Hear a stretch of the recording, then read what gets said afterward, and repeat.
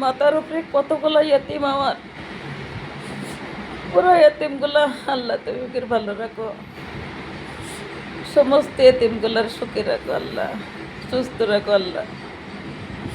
আল্লাহ তুমি আমারে কষ্ট দাও যত পারো, ওর ইয়েতিমগুলারে ভালো রেখো, সুস্থ রাখো।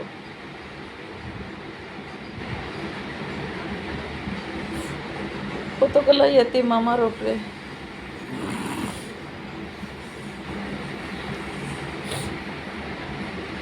কত কষ্টে আসি আমি বিদেশে এখন,